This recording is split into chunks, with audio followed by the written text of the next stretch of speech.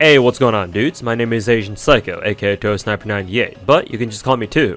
5 years ago, I put out a video called How to Min-Max Your FGO Account as a New Player, and in the wake of several recent-ish events such as the NA servers' Hamster Squad being invited out to Japan to participate in the JP servers' 8th anniversary celebrations, Nova asking how the hell to play this damn game, and Crony and Ina finally doing a sponsored FGO stream that only took them 2 years to do, I figured now would be a good time for me to redo that video and bring it up to speed for where the game is now. As for who I am and why you should listen to a guy like me who puts up body pillow covers of his favorite VTubers up on his own wall, I've been playing gacha games for the past 6 years, with FGO being my first one, unfortunately.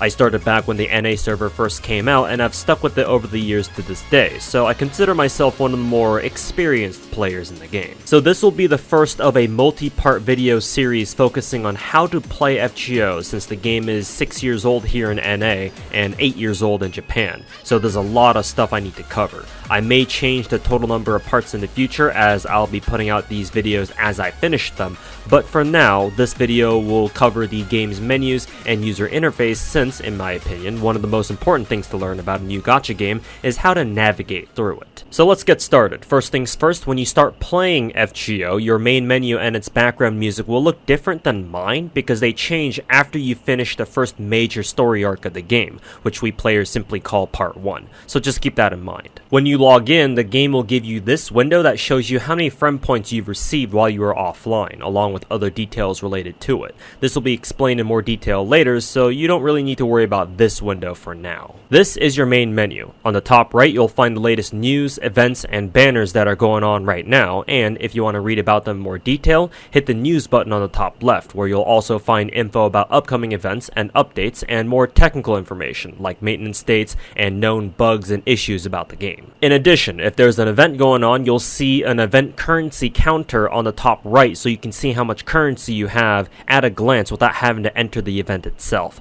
All event shops last for a week after the events themselves end, to give you time to decide what you want to spend your currency on if you're having trouble deciding. The character you see here on the left side of the screen can be switched for other characters in your current party just by tapping on them. Unfortunately, FGO does not have any live 2D functionality whatsoever because it's old as shit and its code is literally a bunch of spaghetti thrown together by a bunch of underpaid hamsters working as interns for a company that decided to name themselves after lasagna. Down at the bottom left, you'll find an avatar of your character, yeah, you, or at least your main character. Their name is Fujimaru Ritsuka for both the guy and the girl, but the guy is better known as Guda-O and the girl Guda-Ko to the player base.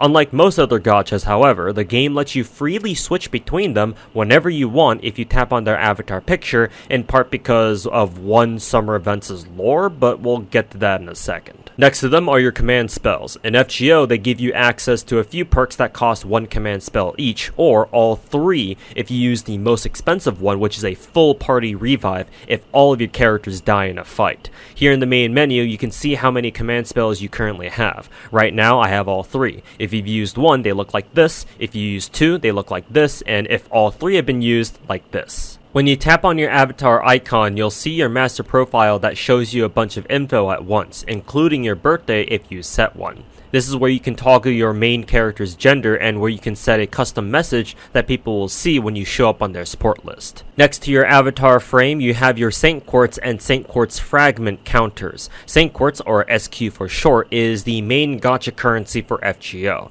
Quartz Fragments are weekly rewards for completing weekly quests, and you can convert 7 of them into one full Saint Quartz in the shop that we'll cover later. The yellow bar is your master level, or in other words, your account level. It determines things like how many friend slots, party cost, and max AP you have, though the party cost and max AP cap are mainly front-loaded, and the extra friend slots are more spread out. Currently, the max level is 160 for NA, probably 170 or so on JP. The green bar is your AP, or action points, or in other words, your stamina. AP is used for the vast majority of quests in FGO, so if you're coming over from games like Star Rail or Genshin, where only certain quests require stamina, I hope you have fun here. This being said, FGO has the fastest stamina regen rate out of all the gachas I've ever played, 1 AP every 5 minutes. The game will also let you know when your next AP will regen, along with how long it'll take for your entire AP bar to regen naturally.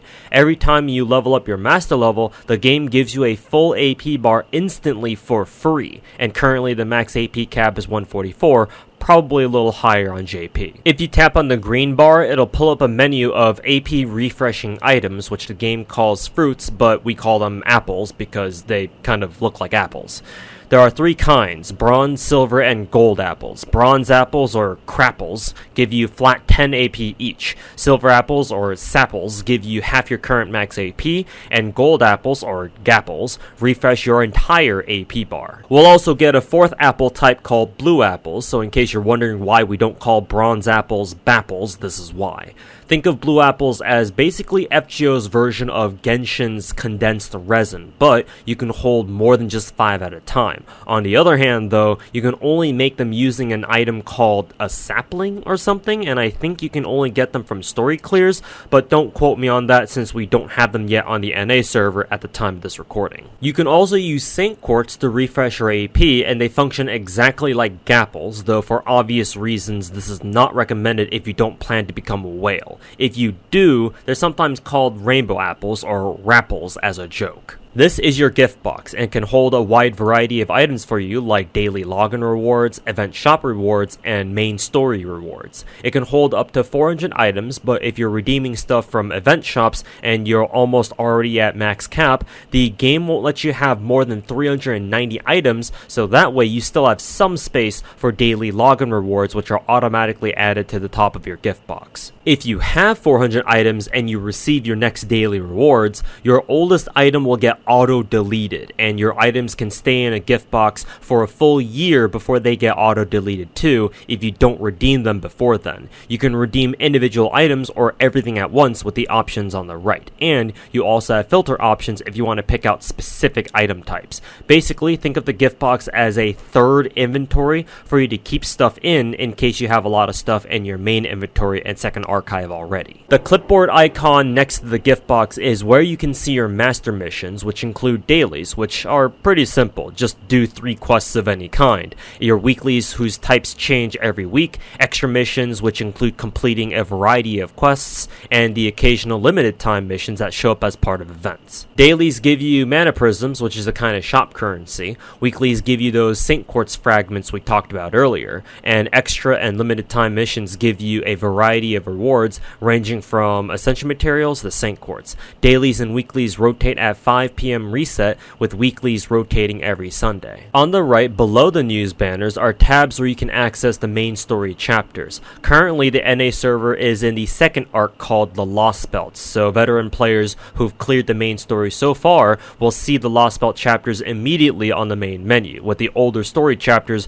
grouped together as Main Record 1.5, or what players call Epic of Remnant or EOR chapters, Main Record 1, or simply known as Part 1, and Main Interlude down at the bottom. Main Record 1 is the first story arc of the game, called The Singularities, while Main Record 1.5 are like side stories that technically take place canonically during the Singularities but before the Lost Belts, and Main Interludes are event stories that are heavily tied to the main story and sometimes take place during Lost Belts themselves too. For example, Hand Kill is colloquially known as Lost Belt 5.5 because it takes place between Lost Belts 5 and 6. After you've completed each main story chapter, you can go back to them to clear their free quests for additional Saint Quartz and to farm Ascension and skill materials. For Part 1 and EOR chapters, their free quests become immediately available after you clear all the story quests in each node, but the Lost Belt chapters changed this by forcing you to clear the entire chapter first before gaining access to their free quests. You also have a tab at the top called Chaldea Gate, which has more content. Some special events can be found here, but you'll mainly come here appear for these 3 tabs: the daily quests, interludes, and rank up quests. Daily quests have 3 types of quests, each with varying difficulties: Ember dailies, class dailies, and QP dailies, and the higher the difficulty, the better the rewards. Embers are experience materials, so the Ember dailies are where you can farm experience, but they drop 2 kinds of Embers that correspond to 2 different classes in the game. The idea is that if there's a certain character you want to level up, you should see what their class is and then farm the appropriate day where the matching class of Embers shows up, since matching Embers to the right servant class gives a 20% XP boost to your characters. Saber Embers show up with Rider Embers, Archers with Casters, and Lancers with Assassins, and all 3 types of Ember dailies have a chance to drop Berserker Embers too. Each Ember daily type shows up twice a week, and on Saturday reset specifically, the Embers are completely random and can be any class. Class dailies are where you can farm class-specific Ascension materials and skill materials, mainly pieces, monuments, and skill gems. They also rotate every day, but of note, there are no dedicated class dailies for any of the extra classes since they're not part of the main 7. Class dailies are, for now, the only daily type without a 5th difficulty, though this could be different on the JP server. Lastly, the QP daily. QP, or quantum pieces for short, are the in-game currency of FGO used to pay for literally everything. This is the only daily type that doesn't rotate, so they're always available if you need more QP. The interlude and rank up quest tabs are functionally similar. They're extra character-specific quests that occasionally pop up with certain updates. Interludes focus more on character lore and story, while rank up quests are quests that buff certain characters' skills or noble phantasms upon completion, but there are also some interludes that buff their characters after you finish them too. That's it for the home screen, so let's move on to the menu tab at the bottom where you've got 7 more tabs to pick from. The terminal tab on the very left is just a home button. It takes you out to the home screen when you hit it. The formation tab has 4 more tabs: party setup, support setup, spare origin list, and second archive. Party setup is where you can see all of your team setups without having to go into a quest to do so, and you can change characters, craft essences, and mystic codes for any of your 10 team setups. You can also switch around their order by pressing the lineup button like so, and you can hit the edit party button for more streamlined party customization, including renaming each individual party if you want to do that. So if you want to plan ahead for an event or something, or if you're out of AP and you have nothing better to do, you can mess around with your party setups here. The characters you see out on the home screen correspond to whichever party you have selected here in the party setup screen. The support setup is the most important tab here in formation. In FGO, almost every quest you do has you pick a support character, which are characters that players on your friends list have set up on their own support lists. So by setting characters and the craft essences here, you'll be putting your own servants out there for your friends to take on their own quests, and anytime they do, both they and you receive some friend points, which is a specific type of gacha currency that we'll go over later. The game gives you a total of 10 support sets to fill up, but the maximum number that will actually show up on your friend support lists is 6, 3 normal sets and 3 event sets. You can assign a specific set to either normal or event sets by tabbing to that set and then tapping one of the buttons down at the bottom for either normal or event. The difference between normal and event sets is that the normals appear for main story and daily quests only, while event sets show up for, well, event quests only. There are some anomalies though. For example, there's a certain event series called Hunting Quests that we get occasionally that show up in Chaldea Gate, but those are counted as event quests, so your event quest supports will show up there, not your normals, even though the quests themselves are in Chaldea Gate and not in a dedicated event tab like most other events. Also, you don't need to fill out the entire support list. As long as you have at least one character registered in any slot, your support list will be active. The Spirit Origin list is where you can view your entire account, all of your servants, all of your craft essences, and all of your command codes. This is mostly useless since you can do the same thing in another tab that you'll be visiting more often anyway that we'll discuss in a bit. But while we're here, I can explain some of the buttons on the left since they'll show up later. The Details button is what the game defaults this screen to. You can select individual servants, CEs, and command codes to view them in more detail. The Multi-Lock button lets you lock or unlock multiple items at once, since normally if you want to lock or unlock items, you have to go into the details first and then lock or unlock them. So the Multi-Lock function lets you do that more quickly. The Push button does exactly one thing. It marks who your absolute favorite servant is on your account, because only one character can have this push mark, the red star icon next to the avatar, at any given time. And if they're on your support list, your friends will also see that red star icon so they know who your absolute bestie in FGO is. And the square grid icon on the bottom left cycles through different grid layouts for your inventory to display more or less items at once depending on what you prefer. The second archive tab is what it sounds like, a second inventory for you to store stuff in if your main inventory is getting full.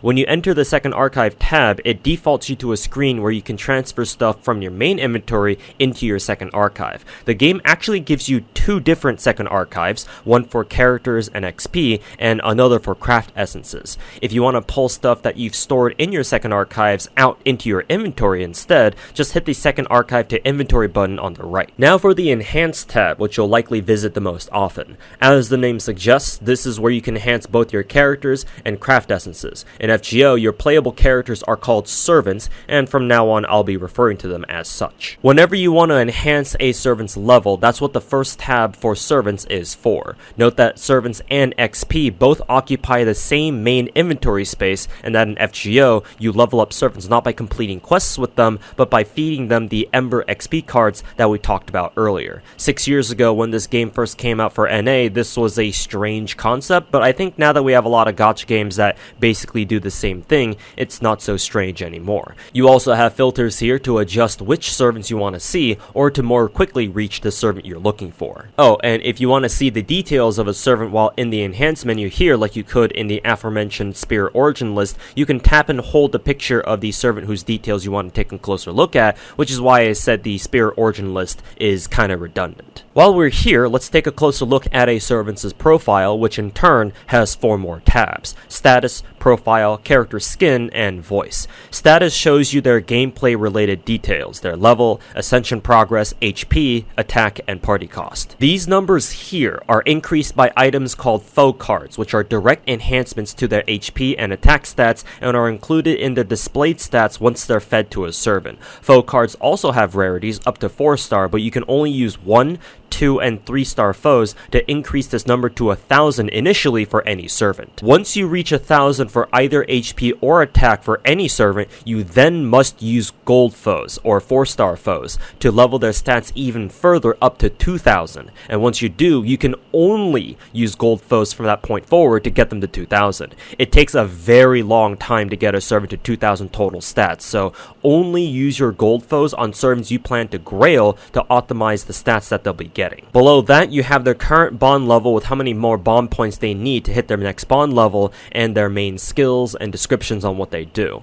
Because FGO is a boomer gacha game and the translation for this game can be a little rough sometimes, I recommend you look up exactly what a servant's skills do on third-party websites like the FGO Wiki, since they both explain the effects of a servant's skills more clearly and give you exact values for those skills like most normal gacha games should. You then have a list of passive skills, again look them up on the wiki to see exactly what they do, their append skills, which I'll explain later, and their noble phantasm. You also have settings that control some in-game stuff such as MP animation speed and command card appearance. The icon appearance controls how this servant shows up in your inventory. I don't know what the status icon controls since I hardly ever use it. If a servant has any interludes or rank up quests, they'll be displayed here and whether you still need to do them or not. Below that, you can have a servant appear differently for a friend if you want, and finally the random ascension level makes it so that a servant can appear in different waves in a fight as any one of their available ascensions if you enable this setting. The profile tab displays illustrator and voice actor or actress info and lots of lore stuff that you can unlock through bond levels or story clears if they have a significant role in any of the story chapters. The character skin tab lets you change a servant's appearance if you have a stage that you prefer,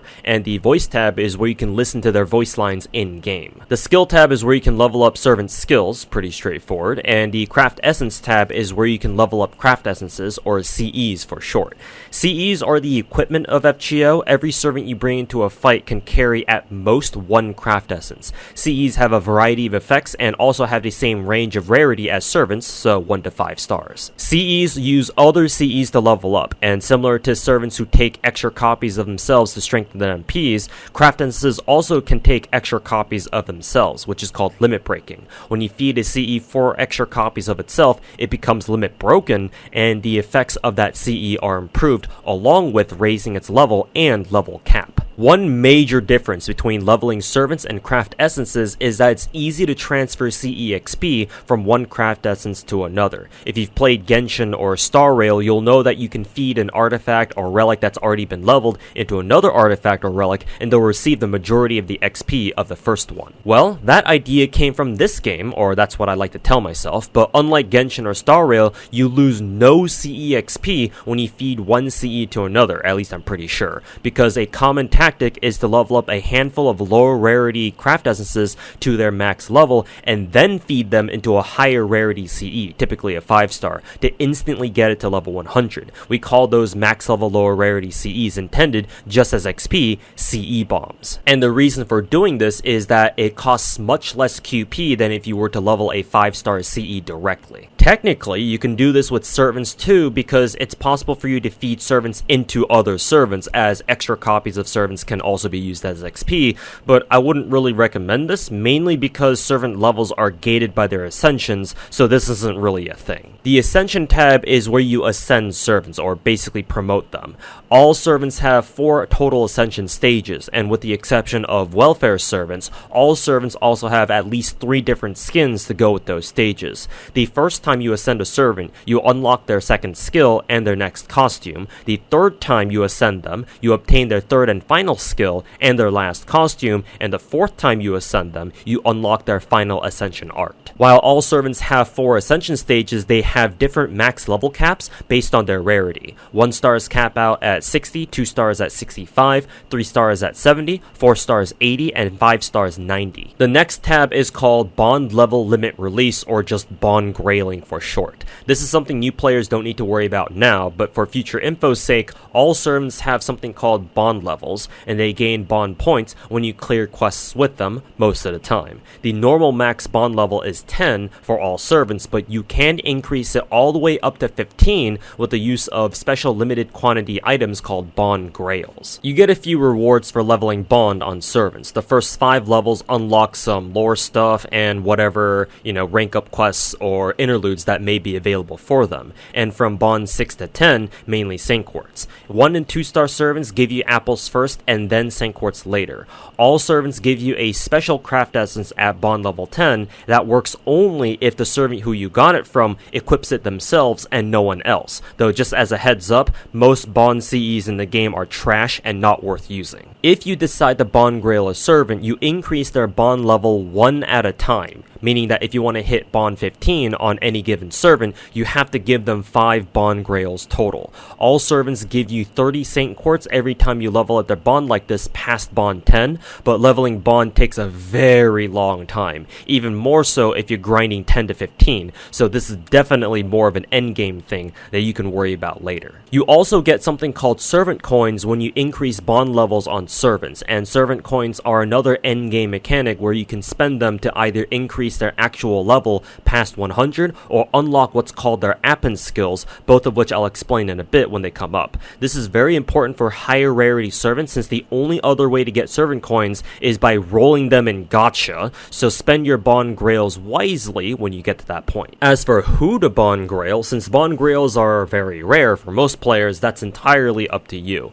Personally, I would use them on your favorite servants because of the whole servant coin thing, but you can use them on servants that you know you'll be using a lot, and there's nothing wrong with that. The command code tab is another endgame-ish feature. This lets you attach items called command codes to any servant's command cards, or as the player base likes to call them, face cards, which are their normal attacks in FGO. Just like craft essences, command codes, or CCs for short, have 1 to 5 star rarities and a variety of effects. The 1 and 2 star CCs are obtained from the free friend point gacha, and the 3, 4, and 5 star CCs are mostly limited time content obtained from events. To use a CC, you must first have a code opener item that matches the type of card you want to unlock on a servant, and once you've unlocked it, you can then put a CC on it. You can put any CC you want on any card, but make sure you know what that CC does, since a lot of them have effects specific to the card type. Command codes are mostly optional content. Most of them just give marginal improvements or require you to have a specific game plan for that particular servant in mind. Some CCs, however, are very powerful on the cards of certain servants who rely on them to complete their kits. For example, a servant called Yang Yuhuan deals a hell of a lot more damage with her Noble Phantasm against enemies who have an active burn DOT on them, so mine has CCs that apply burn on all of her normal attacks. You can also remove CCs from servants who already have them and swap them around whenever you want if you think another servant needs them more with the replace or detach functions. The sole purpose of the erase slot button is to give you back the code opener item that you used to unlock that card in the first place, so you can use it on another servant if for whatever reason you don't have enough. Next is command card enhancement. Again, this is another endgame feature that uses an item called Faux Pause, which is something you mostly only get from logging in for a week straight to improve the damage of a servant's face cards. Each face card can be upgraded by 500 points max, and each Faux Pas gives you 20 points to that card. Those points translate directly into extra damage, so each face card at max enhancement will be doing flat 500 more damage. Unlike CCs, this is borderline useless and something you really don't have to care about, even as an endgame player, unless you really want to min-max a servant's performance or something. Append skills are yet another endgame feature that was recently added to FGO within the past 2 years, depending on what server you're talking about. All servants have 3 main skills, but they also have a second set of more standardized skills called appends, and the first 2 appends are universal across the board. The first one, or A1, is an extra attack buff, and the second one, or A2, is a starting 10 to 20% charge for the Noble Phantasms. The third append, or A3, is extra damage against a particular class for most classes except Berserkers, who instead gain increased crit chance resist against a particular class, so that it's harder for those Berserkers to get critted by them. You need 120 coins for a particular servant to unlock each of their append skills, which is extremely expensive, even for the lower rarity servants whose coins you can technically farm from free friend point gacha, since you don't get a lot of coins for them when you get dupes, and you won't have a lot of friend points to roll the friend point gacha in the first place. So the one append you should seriously consider unlocking if you can only choose one is the A2, because the starting charge will be very important for farming setups once you get acclimated to the game's systems. A1 is the next useful append, and you can basically forget about most characters as A3s unless you have a favorite servant and you want to pimp them out as much as possible. And for the Berserkers, you can forget about their A3s altogether because it's basically useless on them. The Noble Phantasm tab is where you combine dupes of servants, and this increases their MP level, which makes them stronger. A servant's MP level maxes out at 5, so you need 5 copies of them. However, for the record, if you want to completely max out a 5-star character, you don't just need 5 copies of them, you need 6. Part of the reason why is the next tab, which is called Palingenesis. If you're familiar with the Fate IP, you'll recognize the Holy Grail, and in FGO, Holy Grails are items that you can only get from events and story clears that allow you to level any servant past their intended max level all the way up to level 120. For any non-5-star servant, you increase their max level cap by 5 with each grail you give them up to level 90, and from there to 120 for all servant rarities. Each grail only increases their level cap by 2. Once you get any servant to level 100, from that point on, each grail use also costs servant coins. Getting a servant to level 100 is actually pretty manageable, even for mid-game players, but the grind for level 120 is very long and very expensive, so save that for endgame if you really want to commit to it at some point. Since grailing servants increases their level cap, it also increases their HP and attack stats, and in FGO, these stats drastically increase their performance and effectiveness. Ideally, you should grail your favorite servant, your waifus or husbandos if you will, but if you don't have one in this game or you care more about min-maxing stats, then there's nothing wrong with grailing for stats either. Just keep in mind that attack stats are much higher value than HP stats, which means you should pick strong DPS servants or strong farming servants to grail, like Saber, Kualter, Ishtar, Spishtar, etc. The last tab in Enhance is the Unlock Wardrobe tab. If a servant has an available skin or costume in FGO, you must first obtain their costume key, either from events or from a shop in another tab that we'll go over. Once you've gotten that costume key, you come here to the Wardrobe tab and pay some QP and Ascension or skill materials to then unlock that costume, which you can then access in the character skin tab in that servant's profile. Of note, all skins in FGO are technically free, unlike most gacha games out there that charge you premium currency or real money to buy skins for characters, you only need in-game materials and currency to obtain skins in this game. However, a lot of skins are limited time only and are part of specific events, so if you miss them, you're shit out of luck. Now, time for the most important tab in the game, the Gacha tab, where you can obtain new servants and CEs. Up top, you can see your Gacha currencies. The main one is your Saint Quartz. Single rolls cost 3 Saint Quartz, while multi-rolls cost 30. For most other Gacha games, multi-rolls give you the standard 10 rolls, but in FGO, you actually get 11 thanks to an update a couple years ago that added that 11th roll, and FGO also has a special once-a-day single roll that costs only 1 paid quartz, which means you have to buy it with real money that players like to call the daily disappointment for obvious reasons. You can also earn summoning tickets through various means in FGO, and these tickets are the equivalent of single rolls, and if you have any, they will take priority in your single rolls until you run out, at which point you have to switch to using normal Saint Quartz again. In case you're wondering how single rolls will interact with the 11 roll multi, every 10 singles you do on any particular banner has to be the same one though. The 10th single will give you a bonus roll as your 11th roll. Most 5-star and a considerable number of 4-star servants in FGO are limited, as are craft essences that are specific to events, but the game also has a lot of permanent servants and craft essences that you can roll at any time from most banners. There's also a third type of servant called story-locked servants, which are characters who are typically unlocked only after clearing the story chapter that they're from, and then you have to roll them from the permanent gacha banner that the players like to call the story banner or story gacha. But since there's no rate up here, it's just better to treat them like limited time servants and wait for them to get a proper rate up instead. On the bottom left of most of the banners, you'll find the Help, Info, and Summon History tab. The Help tab explains a lot of the stuff that I just went over. The Summon Info gives you a breakdown of the stuff that you can get from the gacha, and the Summon History, well, shows you your gacha history. Don't quote me on this, but I believe the gacha history updates immediately after you roll, or it might take a few minutes to update. 5-star servants are 1% chance to obtain an FGO, with 4-star servants being 3%. The rate up chance for 5-star servants is 0.8%, so basically an 80% chance that you'll get the rate up character when you roll a 5-star. The last gacha banner is the Friend Point banner, which I've mentioned a couple times before. This is where you spend your Friend Points, which is a free currency that you get by using support servants or other means. A single Friend Point roll costs 200 Friend Points, while a full multi costs 2,000. This is where you roll the free-to-play servants, so only 1 to 3 stars. However, there are 2 4-star servants in this banner, Saber Lily and Habitrot, and Habitrot only joins the Friend Point banner after completing Lost Belt 6, which is the most recent story chapter on the NA server. Both of them are exclusive to this Friend Point gacha and are quite rare. I think about the same chance to roll a 5-star servant in regular gacha, but there's also another Friend Point exclusive servant who's even rarer than 5 stars.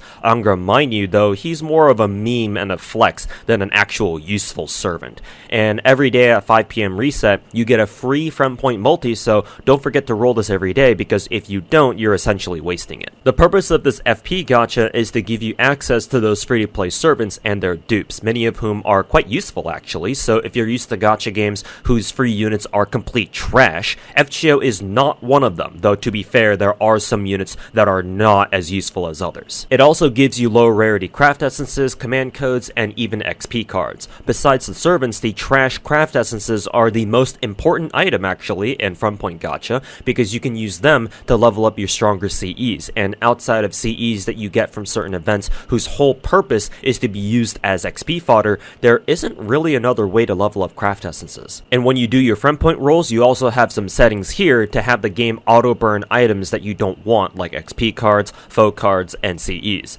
As a new player, everything will be useful, so don't toggle any of these on until later when you have a better idea of what you're doing and you know which ones you don't need. Now let's go over to the shop tab. As you might expect, if you want to buy or exchange something, it'll probably be here. The first tab is exchange event items. If there's an active event, you can use this tab as an alternate way to access the event shop, though normally you just go straight to the event shop from the home screen, so this tab is usually redundant. The one cool thing about it though is that it keeps track of every event the game's ever had, so you can scroll down through it to see all the events you've missed out on. Next, we have the burn tab. If there are items in your main inventory, whether it's servants, XP cards, faux cards, CEs, or CCs that you don't have any need for and you can't be bothered keeping them, or you need to free up space from your inventory, you can get rid of them here. The most important things that you'll be burning here are silver and gold XP cards and servants. Silver and gold embers give you mana prisms when burned, which you'll need for one of the later tabs, as do gold craft essences and silver servants. When you burn gold servants, you not only get regular mana prisms, but also rare mana prisms, which are yellow as opposed to normal green.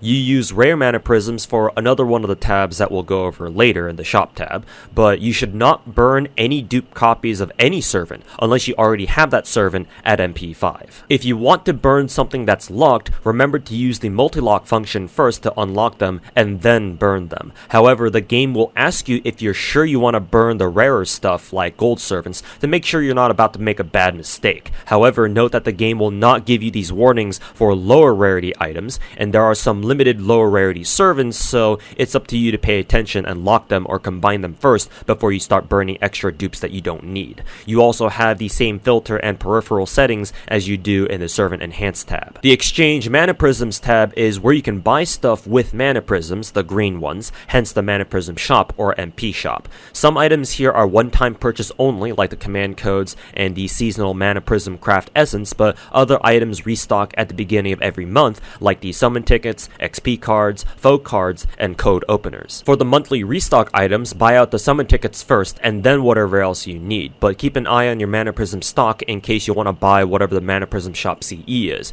because that CE always costs 5,000 Mana Prisms total, since you can buy a total of 5 of them to limit break it, and each copy costs 1,000 MP. Unlike normal CEs though, these ones that you get from the MP shop are meant to be bought all together since the limit broken effect is much better than not. And 5,000 is a huge number, especially for newer players, and it's going to take a long time to accumulate that many, though to be fair, a lot of the most important Mana Prism shop CEs can now only be bought in another shop called the Rare Prism shop, and I'll explain why when it comes up, so these days you have more liberty to spend Mana Prisms on some of the other items if you want. The Exchange Pure Prisms tab is a recent addition where you can buy Ascension and skill materials directly using a currency called Pure Prisms, which some players like to call the Coom Cubes because of their questionable color palette. You get Pure Prisms by completing main story quests, and this is a fast and convenient way for all players, but especially newer players, to speed level a few servants because normally farming materials in FGO is very grindy.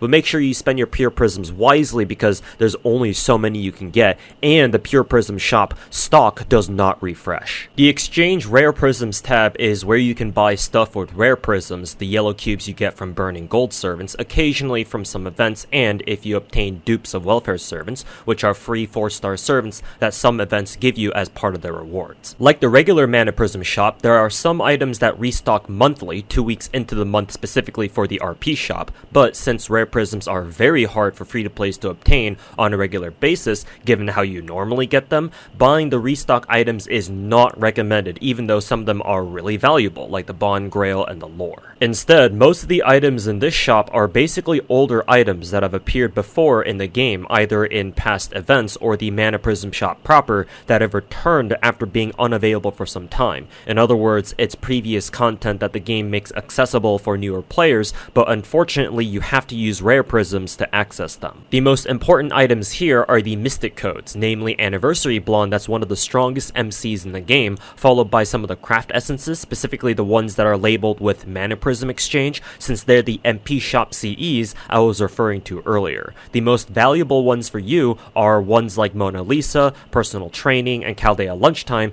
since they increase how much QP, Master XP, Mystic Code XP, and bond points you get for yourself. Next we have dressmaking. While most skins are limited time content, some of them do return here after some time to the dressmaking tab. Some of them cost Mana Prisms, other ones cost Rare Prisms, but either way they're going to be quite expensive, so only get them if you both have the servant for them and you really want them. And again, not all the skins that have ever been available in the game are here yet, so you're still going to be missing a lot of them even if you buy out all the ones that are currently available in this dressmaking tab. The next two tabs are where you can expand your second archive, one tab for your servants and XP, and the other for your CE inventory. To clarify, this does not expand your main inventory directly. That only happens with occasional anniversary updates for the game. This only expands your second archive slots, and it costs Mana Prisms to do so. This isn't that important for newer players, especially nowadays with how big the main inventory is by default, but the more you play, the more you'll need space to store things like XP cards, so consider buying second archive space later. The Exchange Saint Quartz Fragments tab is pretty simple. You can convert quartz fragments that you get from weeklies into full Saint Quartz to use on Gacha. You can also do this in other places like the Gacha screen instead of having to come here to the shop directly. Now, the scariest button in the entire game besides the Gacha summon buttons themselves, the Buy Saint Quartz tab. I don't need to tell you what happens here, do I? The biggest pack costs $80 or your regional equivalent and gets you 167 Saint Quartz, which is a little over 5.5 multi-rolls, which is actually really good value compared to other Gacha games out there. All packs give you paid quartz that you need to pay for certain limited time Gacha banners called Lucky Bag Summons, but players just call them GSSRs, or Guaranteed SSRs, since these banners can only be rolled once, but guarantee you a random 5-star servant within their pool of 5 stars that they have on offer. The Exchange Tiers of the Holy Grail tab is a very specific tab where you can convert items called Holy Grail Tiers into full Holy Grails. You can only get these Grail Tiers from a specific series of events called Grail Fronts, and they're rather infrequent, so you won't need to come here too often. When you do get to play a Grail Front event though, this is where you come to get your Grail after you finish them. The Sell Special Essential Materials tab is also another tab that you won't be visiting too often because this is where you sell the essential materials that welfare servants need.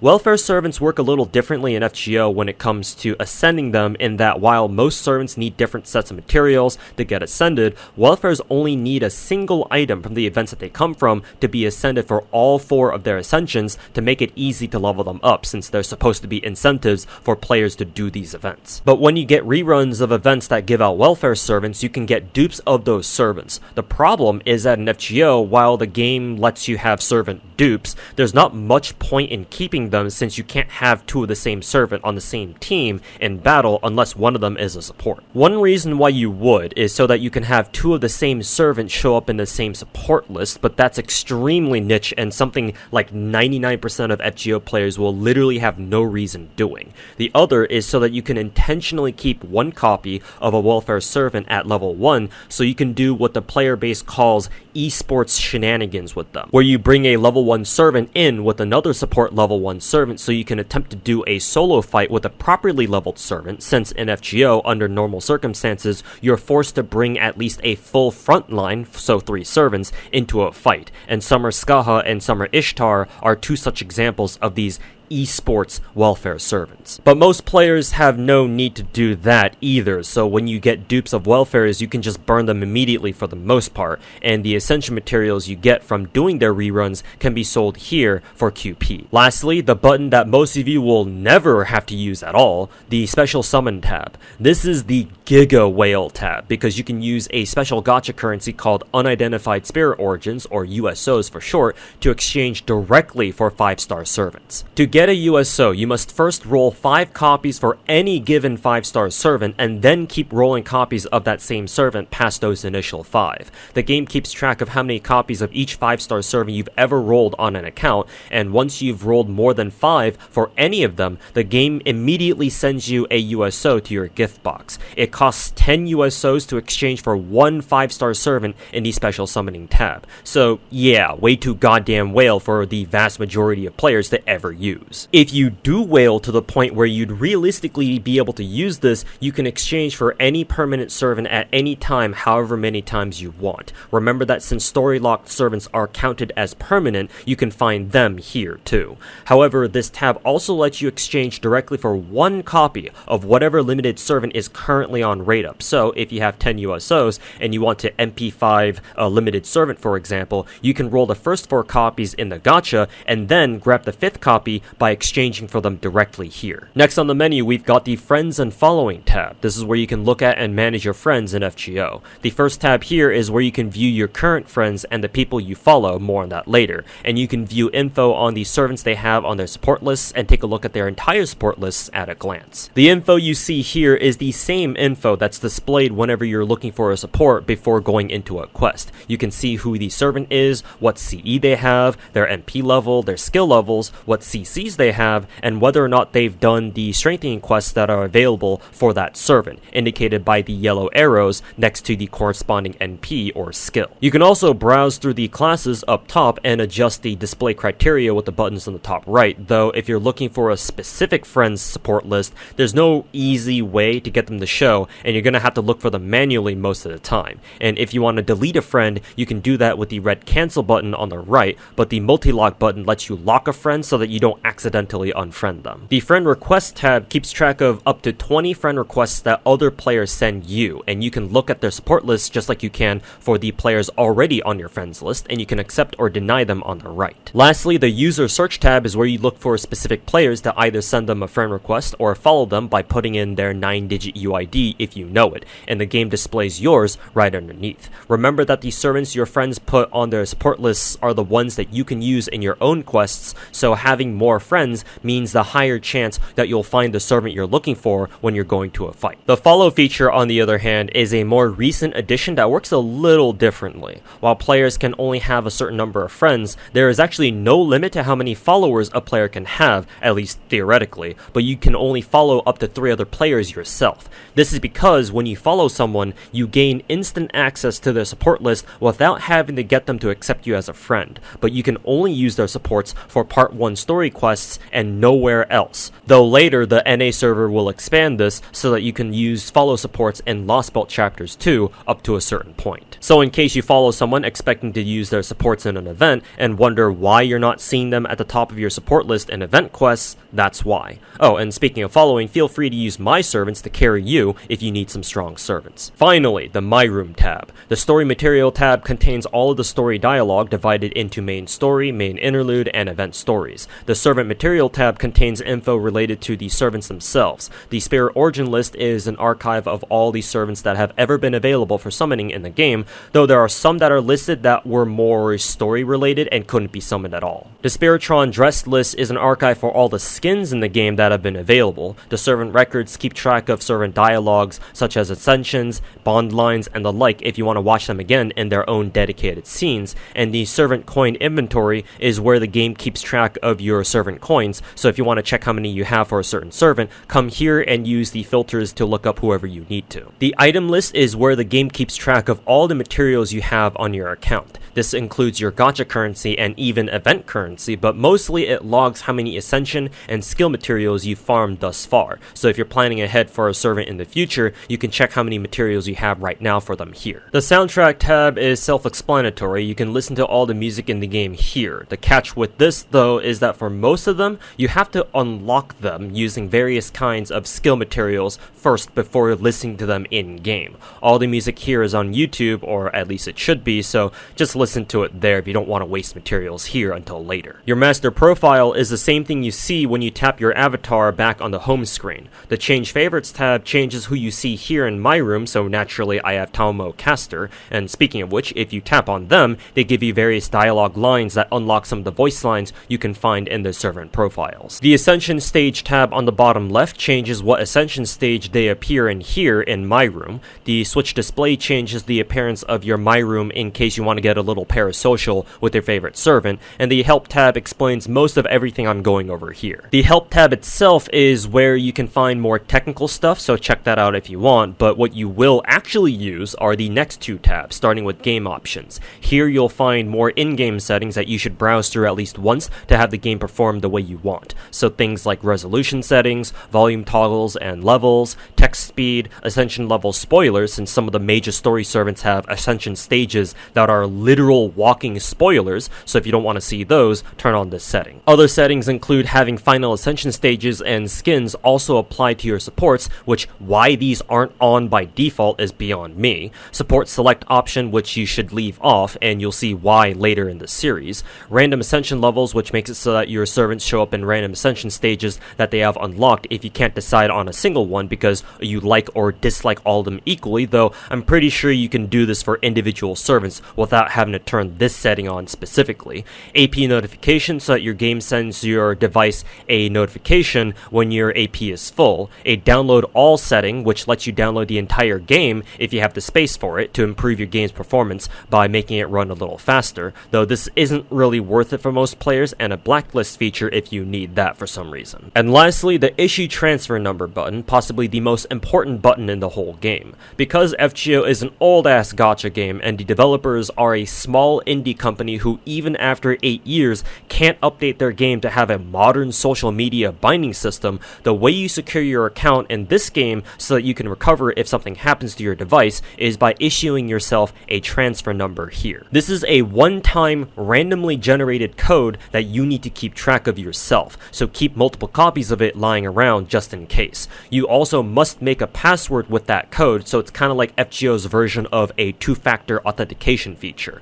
You can make another transfer code if you forgot the password to your current one, or for whatever reason you think your current code is compromised or sus. So as soon as you make your account, please do not forget to make a transfer code and keep it safe so that in case anything happens to your device, you can recover your account on your own whenever you need to. Because if you don't and you lose your account for whatever reason, you gotta go through the Aniplex help desk and ask customer service basically to recover your account for you.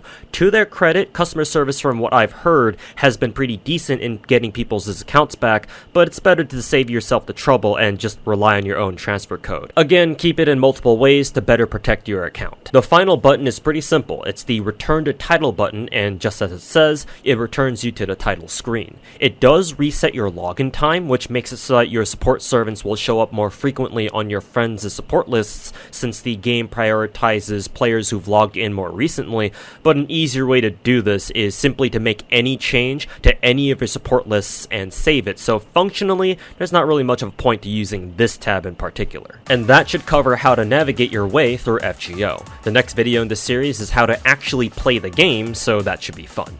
Make sure to like the video, subscribe to the channel, and check out my stream over at twitch.tv/ToeSniper98 and my Patreon for more FGO and gacha related content. Peace.